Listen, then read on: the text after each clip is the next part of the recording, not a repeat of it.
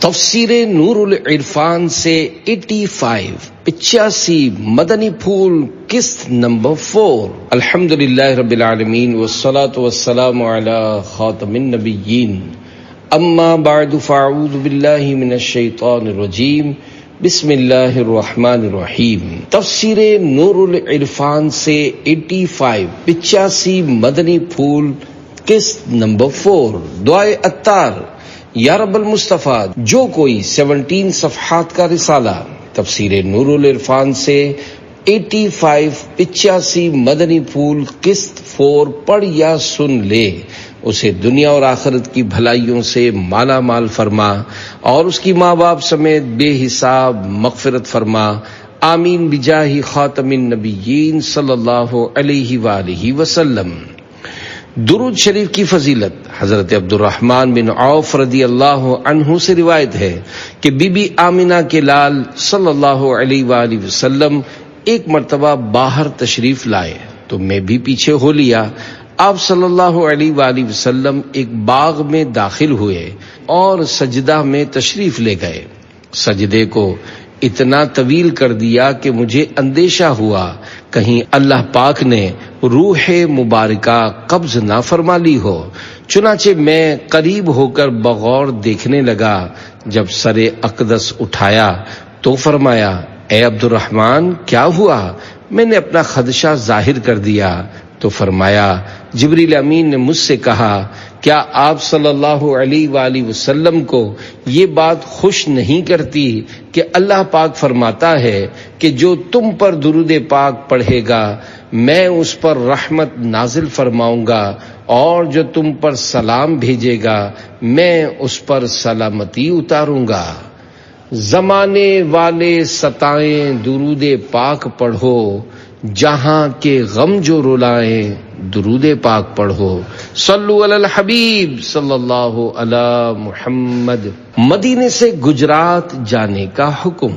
مشہور مفسر قرآن حضرت مفتی احمد یار خان نعیمی رحمۃ اللہ علیہ 7 مرتبہ حرمین شریفین کی زیارت سے مشرف ہوئے۔ ایک مرتبہ حج کے بعد لمبے عرصے تک مدینہ منورہ کی پرکیف اور نوربار فضاؤں میں اپنی زندگی کے حسین ایام گزارے۔ دل میں یہ خواہش مچلنے لگی کہ کاش کوئی ایسی صورت نکل آئے کہ ہمیشہ کے لیے اسی پاک سرزمین پر رہنا نصیب ہو جائے۔ مسجد نبوی شریف کے قریب رہنے والے ایک صاحب کو خواب میں حضور صلی اللہ علیہ وآلہ وسلم کی زیارت نصیب ہوئی اور یہ حکم ملا، احمد یار خان سے کہو کہ وہ گجرات جائیں اور تفسیر کا کام کریں۔ آپ رحمت اللہ علیہ تک جب یہ پیغام پہنچایا گیا تو آپ رحمت اللہ علیہ بے حد خوش ہوئے اور فرمانے لگے، بارگاہ رسالت صلی اللہ علیہ وآلہ وسلم سے یہ حکم ملا ہے کہ گجرات جاؤ، تو اب گجرات ہی میرے لیے مدینہ ہے۔ مدینے کا کچھ کام کرنا ہے سید، مدینے سے میں اس لیے جا رہا ہوں۔ عاشق صادق مفتی احمد یار خان نعیمی رحمت اللہ علیہ، حکیم الامت، سچے عاشق رسول، عالم بعمل، صوفی باصفا، مفسر قرآن حضرت مفتی احمد یار خان رحمت اللہ علیہ کے مبارک نام سے کون سا عاشق رسول متعارف نہیں۔ اللہ پاک نے دنیا بھر میں مفتی صاحب کو اور آپ کی کتابوں اور تفسیروں کو جو مقبولیت عطا فرمائی ہے، اور مقبولیت کیوں نہ ہو کہ تفسیر لکھنے کا حکم تو آپ کو بارگاہ رسالت سے ہوا۔ مفتی صاحب کی مشہور 2 تفاسیر ہیں، نمبر 1 تفسیر نور العرفان، نمبر 2 تفسیر نعیمی۔ یہ مکمل تفسیر مفتی صاحب کی نہیں ہے۔ 11 پاروں کی تفسیر لکھنے کے بعد آپ رحمت اللہ علیہ کا انتقال ہو گیا۔ حضرت مفتی احمد یار خان نعیمی رحمت اللہ علیہ اپنے وقت کے بہت بڑے عالم دین اور محدث تھے۔ آپ کی تحریرات و تصنیفات پڑھیں تو ایسا لگتا ہے گویا ہر سطر یعنی لائن سے عشق رسول کے چشمے پھوٹ رہے ہوں۔ تفسیر قرآن ہو یا حدیث کی شرح، مفتی صاحب شان مصطفیٰ صلی اللہ علیہ وآلہ وسلم بیان کرنے کا کوئی موقع جانے نہیں دیتے۔ عقلی دلائل سے متاثر ہونے والوں کو عقلی اور عام مسلمانوں کو نقلی یعنی قرآن و حدیث سے مثال دیتے ہیں کہ اگر بندے نے تنقید کی عینک نہ پہنی ہو تو اش کر اٹھے۔ یہ رسالہ آپ رحمت اللہ علیہ کی مشہور تفسیر نور العرفان کے حسین نکات پر مشتمل ہے۔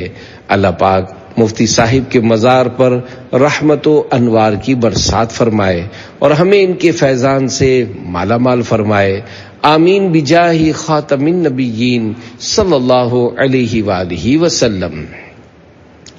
سورۃ الکہف سے حاصل ہونے والی 9 خوبصورت باتیں۔ نمبر 1، صوفیہ کی اصطلاح میں نیک عمل وہ ہیں جو اللہ رسول کی رضا کے لیے کیے جائیں، لہذا ریا کی نماز بد عملی ہے اور اللہ کی رضا کے لیے کھانا پینا سونا جاگنا بھی نیکی ہے۔ نمبر 2، رب تعالی حضور صلی اللہ علیہ وآلہ وسلم پر ایسا مہربان ہے کہ ماں باپ بھی اپنی اولاد پر ایسے مہربان نہیں ہوتے کہ وہ اپنے محبوب کی ہر حالت قلبی یعنی ہر معاملے کی ہر وقت خبر گیری فرماتا ہے۔ نمبر 3، صالحین کے قرب میں مسجد بنانا بہتر ہے کہ وہاں نماز زیادہ قبول ہوتی ہے۔ نمبر 4، حضور صلی اللہ علیہ وآلہ وسلم کو صالح غریب بڑے پیارے اور محبوب ہیں کیونکہ ان کے دل ٹوٹے ہوئے ہیں اور محبوب ٹوٹے دلوں کی آس ہیں۔ ضد کا علاج۔ نمبر 5، جو دلائل اور سمجھانے سے نہ مانے وہ جوتے کھانا چاہتا ہے۔ ضد کا علاج صرف عذاب الہی ہے۔ 6، گناہوں کو بھول جانا مردودوں کا طریقہ ہے، گناہ یاد رکھنا اور نیکی بھول جانا صالحین کا طریقہ ہے۔ اپنے گناہ اور دوسروں کی نیکی ضرور یاد رکھو۔ علم کی طلب اور سفر کے متعلق اہم معلومات۔ 7، طلب علم کے لیے سفر کرنا سنت پیغمبر ہے۔ استاد کے پاس جانا، اسے پڑھانے کے لیے گھر نہ بلانا سنت ہے۔ علم کی زیادتی چاہنا بہتر ہے۔ سفر میں توشہ یعنی سامان ساتھ رکھنا اچھا ہے۔ سفر میں اچھا ساتھی ہونا بہتر ہے۔ استاد کا ادب کرنا ضروری ہے۔ استاد کی بات پر اعتراض نہ کرنا چاہیے۔ علم صرف کتاب سے نہیں آتا، استاد کی صحبت سے بھی آتا ہے۔ بزرگوں کی صحبت کیمیا کا اثر رکھتی ہے۔ ایک معمولی لوہا کاریگر کا ہاتھ لگنے سے قیمتی اوزار بن جاتا ہے۔ ایک معمولی انسان کامل صحبت سے شان والا بن جاتا ہے۔ 8، کل 4 بادشاہ تمام دنیا کے مالک ہوئے، 2 مومن حضرت سلیمان علیہ السلام اور سکندر ذوالقرنین رحمت اللہ علیہ، 2 کافر بخت نصر اور نمرود۔ ذوالقرنین اسی لیے کہتے ہیں کہ آپ نے سورج کے دونوں قرنوں یعنی مشرق و مغرب کی سیر فرمائی۔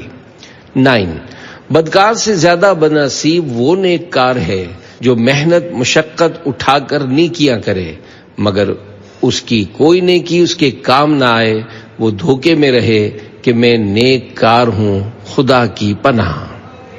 سورۃ مریم سے حاصل ہونے والی 9 خوبصورت باتیں۔ نمبر 1، دعا کے وقت اپنی عجز و معذوری کا ذکر کرنا بہتر ہے۔ مولا تعالی کے گزشتہ انعاموں کا ذکر بھی سنت انبیاء اور قبولیت دعا کا ذریعہ ہے۔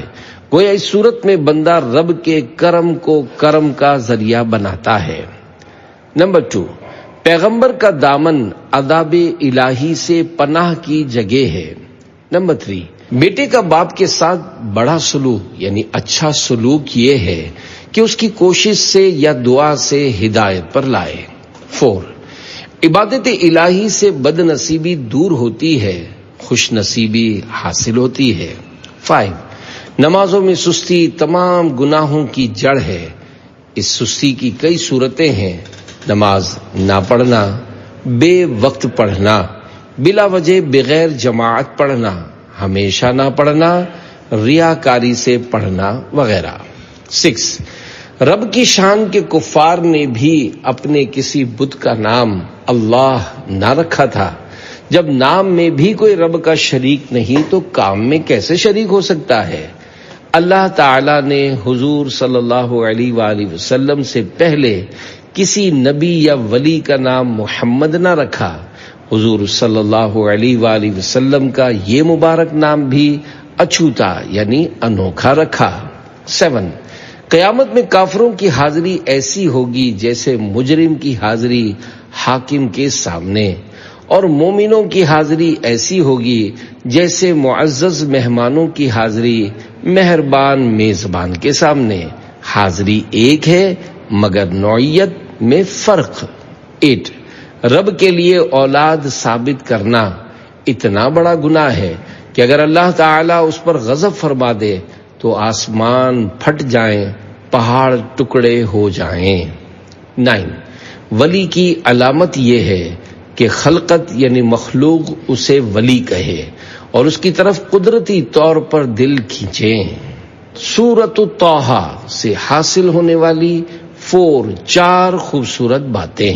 نمبر 1، عشق و ادب میں جب مقابلہ ہو تو عشق غالب آتا ہے، کیونکہ ادب کا تقاضا ہے کہ بات چھوٹی کی جائے، مگر عشق کا تقاضا ہے کہ محبوب سے لمبی گفتگو کرو تاکہ دیر تک ہم کلامی قائم رہے۔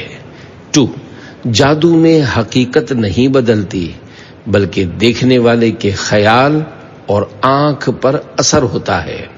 3، داڑھی ایک مشت ہونی چاہیے، یعنی 4 انگل جو پکڑنے میں آ سکے، یہی سنت انبیاء ہے۔ 4، قیامت میں کفار کی چند کھلی علامتیں ہوں گی: منہ کالا، آنکھیں نیلی، ہاتھ بندھے ہوئے، نامہ اعمال بائیں ہاتھ میں، جبکہ مومن کا حال اس کے برعکس یعنی الٹ ہوگا۔ لہذا قیامت میں کافر مومن کی پہچان ہر شخص کو ہوگی۔ سورۃ الانبیاء سے حاصل ہونے والی 13 خوبصورت باتیں۔ نمبر 1، جو اعلانیہ طور پر یعنی کھلم کھلا حضور صلی اللہ علیہ وآلہ وسلم کو اپنے جیسا بشر کہے وہ کفار سے بدتر ہے، نیز نبی کو اپنے جیسا بشر کہنا تمام کفریات کی جڑ ہے، تمام کفر اس کی شاخیں ہیں۔ 2، دینی امور سے بے علمی جرم ہے، ان کا سمجھنا فرض ہے۔ 3، رب تعالیٰ ایمان کی بنا پر مومن گناہ گار سے بھی راضی ہے کیونکہ شفاعت گناہ گاروں کی بھی ہوگی۔ 4، فرشتے باوجود معصوم ہونے کے ہیبت الہی یعنی اللہ پاک کے ڈر سے کانپتے ہیں۔ خیال رہے کہ خشیت عظمت کے خوف کو کہتے ہیں اور اشفاق رب کی بے نیازی کے خوف کو۔ رب سے ڈرنا رکن ایمان ہے جو انبیاء، اولیاء، فرشتے سب کو حاصل ہے، بلکہ جتنا ایمان قوی اتنا ہی خوف زیادہ۔ 5، ہر حیوان پانی سے زندہ ہے یا نطفے سے پیدا ہوا، سب کی اصل پانی ہے، حتیٰ کہ زمین و آسمان بھی پانی سے بنے۔ آسمان پانی کی بھاپ ہے اور زمین پانی کی جھاگ۔ 6، صوفیہ کرام رحمت اللہ علیہم فرماتے ہیں کہ 1 ساعت یعنی لمحہ بھر کی فکر محاسبہ 1000 سال کے اس ذکر سے افضل ہے جو بغیر فکر کے ہو۔ 7، عاشقوں کے لیے موت کا مزہ لذیذ ہے اور غافلوں کے لیے سخت بدمزہ۔ موت ریل کی طرح کسی کو محبوب تک اور کسی کو جیل تک پہنچاتی ہے۔ 8، پیغمبر پر احکام سنا دینا لازم ہے، دل میں اتارنا لازم نہیں، یہ رب کا کام ہے۔ جو واعظ سے نفع حاصل نہ کرے وہ بہرا ہے، اندھا ہے، مردہ ہے، اگرچہ بظاہر اس میں سب قوتیں موجود ہیں۔ 9، ابراہیم علیہ السلام کی والدہ مومنہ تھیں، کسی نبی کی ماں مشرکہ نہ ہوئیں۔ آپ کے والد طارخ اور چچا آزر تھے۔ آزر اس دن ہلاک ہوا جس دن آپ علیہ السلام کو نمردی آگ میں ڈالا گیا.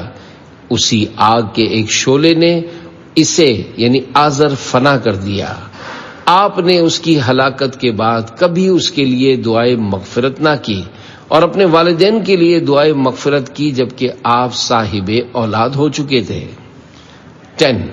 حضرت سلیمان علیہ السلام کے حکم سے ہوا چلتی تھی، لہذا یہ کہا جا سکتا ہے کہ حضور صلی اللہ علیہ وآلہ وسلم کے حکم سے چاند پھٹا، سورج واپس ہوا. حضور صلی اللہ علیہ وآلہ وسلم کے حکم سے بارشیں ہوئیں وغیرہ. یہ حکم عطا خداوندی سے ہے. 11. اپنی حاجت پیش کرنا بھی دعا ہے اور رب کی حمد و ثنا بھی دعا ہے. دعا میں رب کی حمد ضرور کرنی چاہیے. 12. جو مقبول دعا ہونا چاہے وہ یہ 3 کام کرے. نمبر 1، نیکیوں میں دیر نہ لگائے. نمبر 2، ہر وقت رب سے دعائیں مانگے. اور 3، رب کے حضور عاجزی اور انکساری کرے. 13، یاجوج ماجوج انسانوں کے 2 قبیلے ہیں، اس قدر زیادہ ہیں کہ 9 حصے یہ ہیں اور 10واں حصہ باقی سارے انسان. جب وہ نکلیں گے تو تمام دریاؤں کا پانی پی جائیں گے. سورۃ الحج سے حاصل ہونے والی 15 خوبصورت باتیں. نمبر 1، ماں کا پیٹ تمہارے لیے جائے قرار یعنی سکون حاصل کرنے کا مقام نہ تھا، عارضی مقام تھا. ایسے ہی دنیا جائے قرار نہیں، جائے فرار بھاگ جانے کی جگہ ہے. تمہیں ماں کے پیٹ میں بدن کامل کرنے یعنی مکمل جسم بنانے کو رکھا اور دنیا میں روح کامل کرنے کو ٹھہرایا. 2، جوانی بلوغ سے لے کر 30 سال کی عمر تک ہے جس میں عقل کامل ہوتی ہے. 3، ایمان جنت میں داخلے کا سبب ہے اور اعمال وہاں کی نعمتوں کا اور درجات کا باعث ہیں. 4، زمین و آسمان کی ساری مخلوق حضور صلی اللہ علیہ وآلہ وسلم کی نظر میں ہے اور سب کی عبادات و اعمال حضور دیکھ رہے ہیں. حضور صلی اللہ علیہ وآلہ وسلم خود فرماتے ہیں کہ مجھ پر تمہارے رکوع سجود، تمہارے خشوع و خضوع چھپے نہیں، یعنی قیامت تک کے ہر مومن کی حرکت سے خبردار ہیں. 5، آگ کے کپڑے، کھولتے پانی کا غسل، کھولتا پانی پینا، لوہے کے گرزوں یعنی ایک ہتھیار جو اوپر سے گول موٹا اور نیچے سے پتلا ہوتا ہے سے مار پڑنا کفار کا عذاب ہے. رب تعالی مومنوں کو اس سے محفوظ رکھے گا. بعض گناہگار مومن دوزخ میں اپنے گناہوں سے پاک و صاف ہونے جائیں گے جیسے آگ میں گندا اور میلا سونا. 6، آدم علیہ السلام نے اولاً کعبہ بنایا جو طوفان نوح کے وقت غائب ہو گیا. پھر حضرت ابراہیم علیہ السلام کو تعمیر کعبہ کا حکم ہوا.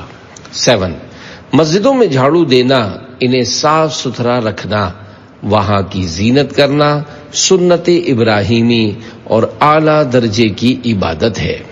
8، نبی کا معجزہ یہ بھی ہے کہ ان کی آواز مشرق و مغرب میں پہنچ جائے اور موجود و معدوم یعنی ناموجود سب سن لیں. یہ کرامت بعض اولیاء سے بھی ظاہر ہوتی ہے. 9، حضور صلی اللہ علیہ وآلہ وسلم ہمیشہ مدینہ پاک میں قربانی کرتے تھے. 10، اسلام سے پہلے بھی دوسری امتوں پر قربانیاں تھیں، یہ بڑی پرانی عبادت ہے. 11، قربانی کی گائے اونٹ سجانا، انہیں گھمانا سب جائز ہے کہ یہ شاعر اللہ یعنی اللہ کی نشانیوں کی تعظیم ہے. قربانی کے آداب. 12، شاعر اللہ کی تعظیم ایمان کی اصل ہے. قربانی کی تعظیم یہ ہے کہ اسے خوب فربا یعنی موٹا تازہ کرے، خوشی سے ذبح کرے، بلا ضرورت اس پر سوار نہ ہو، اس کا دودھ نہ پیے، ذبح کے بعد اس کا گوشت تبرکن کھائے.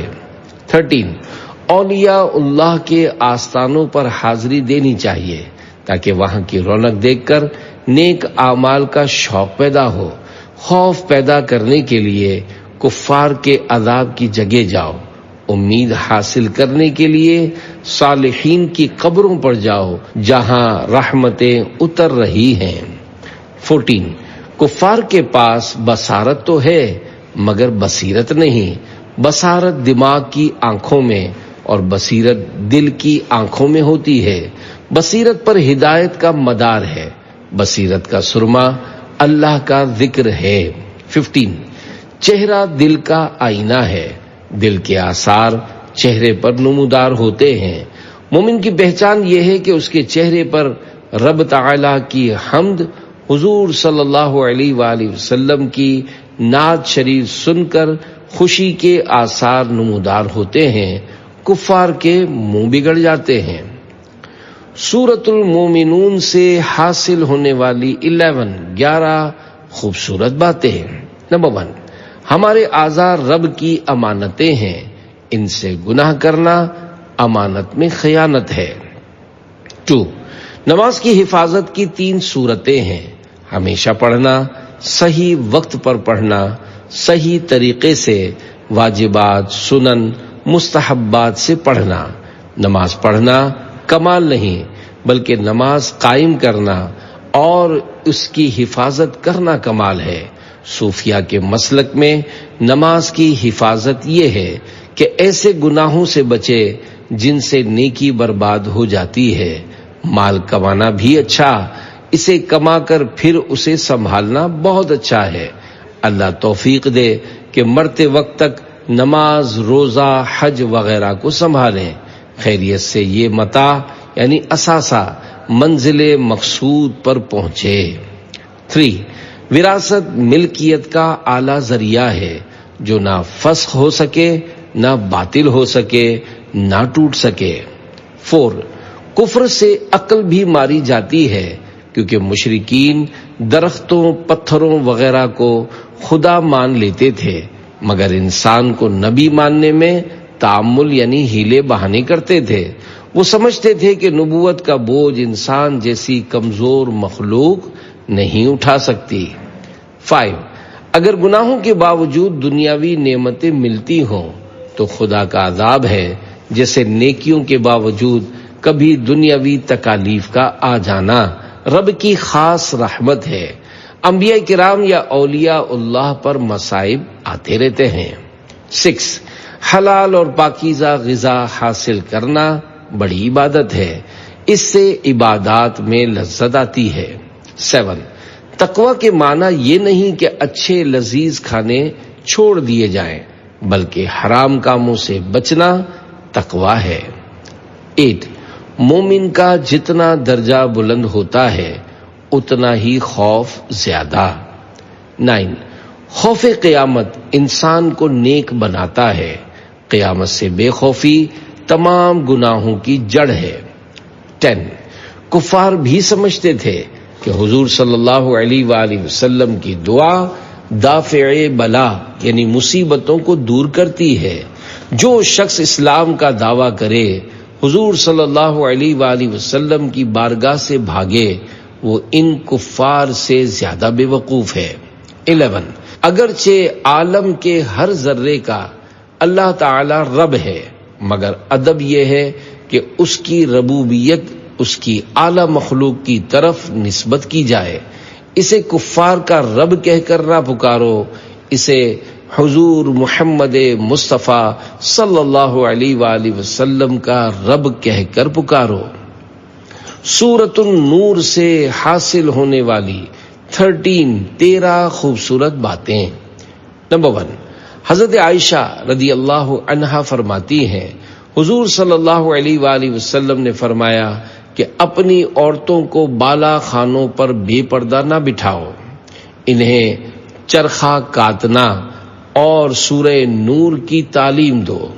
حضرت عمر رضی اللہ عنہ نے اہل کوفہ کو لکھا کہ اپنی عورتوں کو سورہ نور سکھاؤ۔ 2 حضرت عائشہ صدیقہ رضی اللہ عنہا بی بی مریم رحمت اللہ علیہا سے افضل ہیں کہ بی بی مریم کی گواہی عیسیٰ علیہ السلام نے دی اور جناب عائشہ صدیقہ رضی اللہ عنہا کی عصمت کی گواہی خود رب نے دی۔ 3. مسلمان کے گھر میں بغیر اجازت گھس جانا کسی کو جائز نہیں، اور حضور صلی اللہ علیہ وآلہ وسلم کے دولت خانے میں بغیر اجازت حاضر ہونا فرشتوں کو بھی جائز نہیں۔ 4. جو دنیا کے مشاغل میں پھنسا ہو اس کی عبادت رب کو بڑی محبوب ہے۔ 5. ہر حیوان کی تسبیح جدا ہے جسے وہ قدرتی طور پر جانتا ہے، جیسے ہر جانور کی غذا الگ ہے جسے وہ فطری طور پر جانتا ہے کہ کتا گھاس نہیں کھاتا، بکری گوشت نہیں کھاتی۔ 6. جہاں تک سلطان کی سلطنت ہوتی ہے وہاں تک وزیر اعظم کی وزارت۔ حضور صلی اللہ علیہ وآلہ وسلم سلطنت الہیہ کے گویا وزیر اعظم ہیں، تو جس کا اللہ رب ہے اس کے حضور صلی اللہ علیہ وآلہ وسلم نبی ہیں، اسی لیے رب کی صفت ہے رب العالمین، سارے جہانوں کو پالنے والا۔ حضور صلی اللہ علیہ وآلہ وسلم کی صفت ہے رحمت للعالمین، یعنی سارے جہانوں کے لیے رحمت۔ 7. قانون اور ہے قدرت کچھ اور، قانون کے پابند ہم ہیں نہ کہ حق تعالی۔ آگ کا جلا دینا قانون ہے اور ابراہیم علیہ السلام کو نہ جلانا رب کی قدرت ہے، ایسے ہی سب کا نطفہ بننا قانون ہے اور بعض کا بغیر نطفہ پیدا ہونا رب کی قدرت ہے۔ 8. جنات کے 4 ہاتھ پاؤں ہیں مگر وہ انسانوں کی طرح 2 پاؤں سے چلتے ہیں اور بچے دیتے ہیں۔ 9. اللہ و رسول کی مطلقاً اطاعت کرو، ان کا ہر حکم مانو، حضور مطاع مطلق ہیں، یعنی ان کا ہر حکم بہرحال ماننا ضروری ہے۔ آپ کے سوا اور بندے کی اطاعت مطلقاً ہر حال میں لازم نہیں، بلکہ جائز حکم قابل اطاعت ہیں، ناجائز ناقابل اطاعت۔ یہ بھی خیال رہے کہ اطاعت اللہ تعالی کی بھی ہوگی، رسول اللہ کی بھی اور حاکم و عالم کی، مگر اتباع صرف حضور صلی اللہ علیہ وآلہ وسلم کی ہوگی۔ 10. عہد صدیقی 2 برس 3 ماہ، خلافت فاروق 10 سال 6 ماہ اور خلافت عثمانی 12 سال، خلافت حیدری 4 سال 9 ماہ، امام حسن کی خلافت 6 ماہ ہوئی۔ 11. اپنے گھر میں جوان بیٹی، ماں وغیرہ ہوں تو خبر کر کے داخل ہو، ہاں اگر صرف بیوی ہو تو بلا اذن یعنی بغیر اجازت بھی داخل ہو سکتا ہے کہ بیوی سے کوئی حجاب یعنی پردہ نہیں۔ 12. سلطان کونین صلی اللہ علیہ وآلہ وسلم کے دربار کے آداب خود رب تعالی سکھاتا ہے، بلکہ اس نے ادب کے قوانین بنائے اور یہ آداب ہمیشہ کے لیے ہیں۔ 13. حضور صلی اللہ علیہ وآلہ وسلم کی شفاعت برحق ہے کہ رب تعالی نے حضور صلی اللہ علیہ وآلہ وسلم کو شفاعت کا حکم دیا۔ حضور صلی اللہ علیہ وسلم کی شفاعت مومنوں کے لیے ہے، کفار اس سے محروم ہیں۔ سورۃ الفرقان سے حاصل ہونے والی 11 خوبصورت باتیں۔ نمبر 1، قرآن میں غیبی خبروں کا ہونا اس کی حقانیت یعنی سچائی کی دلیل ہے۔ ایسے ہی حضور صلی اللہ علیہ وآلہ وسلم کا علوم غیبیہ پر مطلع ہونا اور مطلع کرنا یعنی چھپی باتوں کو اللہ کی عطا سے جان لینا اور بتانا حضور صلی اللہ علیہ وآلہ وسلم کی نبوت کی دلیل ہے۔ جو حضور صلی اللہ علیہ وآلہ وسلم کے علم غیب کا انکار کرے وہ در حقیقت حضور صلی اللہ علیہ وآلہ وسلم کی نبوت کا منکر ہے۔ 2، کفار کی حماقت یعنی بے وقوفی تو دیکھو کہ پتھروں لکڑیوں کو الہ یعنی خدا مان لیتے ہیں مگر نبوت ماننے کے لیے بہانے بناتے ہیں اور نبی میں خدائی صفات دیکھنا چاہتے ہیں کہ نبی نہ کھائے نہ پیے نہ بازار جائے۔ 3، مسجد میں وہی آ سکتا ہے جو پاک ہو، ایسے ہی رب کی بارگاہ تک وہ پہنچ سکتا ہے جس کا دل پاک ہو۔ جسم کی پاکی کے لیے کنویں وغیرہ کا پانی ہے اور دل کی پاکی کے لیے محبت مصطفیٰ صلی اللہ علیہ وآلہ وسلم کا پانی درکار ہے۔ 4 دوزخ میں عقل و حواس، دیکھنا سننا سب کچھ ہے، وہ مومن و کافر کو پہچانتی ہے، اسی لیے کفار کو دیکھ کر غصہ اور غضب کرے گی اور مسلمانوں کو دیکھ کر ان پر سرد یعنی ٹھنڈی ہو جائے گی۔ 5 گناہگار مومن دوزخ سے جلے ہوئے کوئلے کی شکل میں نکالے جائیں گے، پھر جنت کے پانی سے وہ ایسے اگیں گے جیسے کھیت میں سبزہ۔ 6 ہماری عبادات اور نبی کی عبادات میں زمین و آسمان کا فرق ہے۔ جہاز کے مسافر پار لگنے کے لیے جہاز میں بیٹھتے ہیں اور جہاز کا کپتان پار لگانے کے لیے، اسی لیے مسافر کرایہ دے کر اور کپتان تنخواہ لے کر سوار ہوتے ہیں۔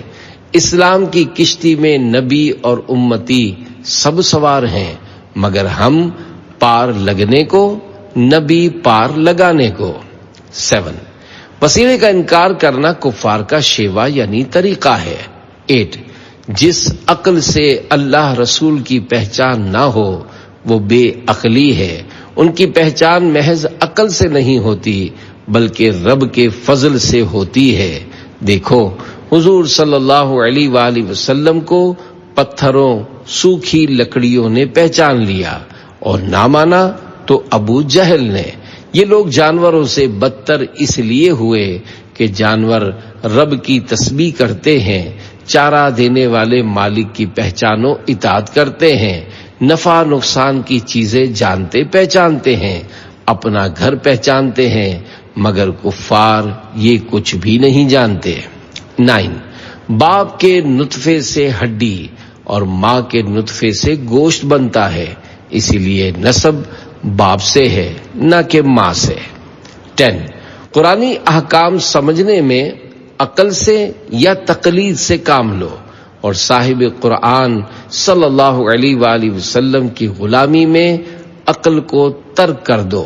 11 دینی پیشوائی یعنی منصب مانگنا محبوب ہے، دنیاوی سرداری بھی بوقت ضرورت مانگنا جائز ہے جبکہ نفس کے لیے نہ ہو۔ تفسیر نور العرفان کے مدنی پھولوں پر کام کا انداز۔ تفسیر نور العرفان سے مدنی پھولوں کے رسائل تیار کرنے کے لیے نعیمی کتب خانے کا مطبوعہ نسخہ نمبر N163 پر کام کیا گیا ہے۔ نبی کریم صلی اللہ علیہ وآلہ وسلم کے نام اور لقب شریف کے ساتھ درود پاک، انبیاء کرام علیہم السلام کے ساتھ سلام، صحابہ کرام رضی اللہ عنہم اور اولیاء کرام رحمت اللہ علیہم کے ذکر کے وقت ترضی و ترحیم یعنی رضی اللہ عنہ اور رحمت اللہ علیہ کا اضافہ کیا گیا ہے۔ ہر مدنی پھول کے بعد حوالہ دیا گیا ہے، مشکل الفاظ کے معنی بریکٹ میں پیش کیے گئے ہیں اور بعض مقامات پر مشکل الفاظ کے تلفظ اور اعراب کا اضافہ کیا گیا ہے۔ ضرورتاً انگریزی الفاظ بھی شامل کیے گئے ہیں۔ پرانی اردو کے بعض الفاظ یا جملوں کو مروجہ یعنی آج کل بولی جانے والی اردو کے اعتبار سے کچھ آسان کرنے کی کوشش کی گئی ہے۔ چند مقامات پر مشکل مدنی پھولوں کو خلاصتاً بیان کیا گیا ہے۔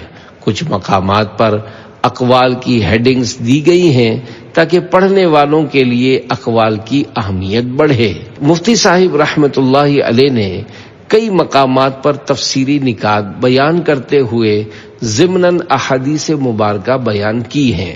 پڑھنے والوں کے ذوق کے لیے ان احادیث مبارکہ کی تخریج بھی کی گئی ہے۔ چند مواقع پر موضوع کی مناسبت سے پڑھنے والوں کو نیکیوں کی ترغیب دلانے وغیرہ کے افادات شعبہ ہفتہ وار رسالہ مطالعہ کی طرف سے شامل کیے گئے ہیں۔ صرف ایسے نکات مدنی پھولوں کو باقی رکھا گیا ہے جو جداگانہ طور پر ایک قول ہے۔ ایسے اقوال جن کو سمجھنے کے لیے آیت مبارکہ کی ضرورت ہو انہیں رسالے میں شامل نہ کرنے کی کوشش کی گئی ہے۔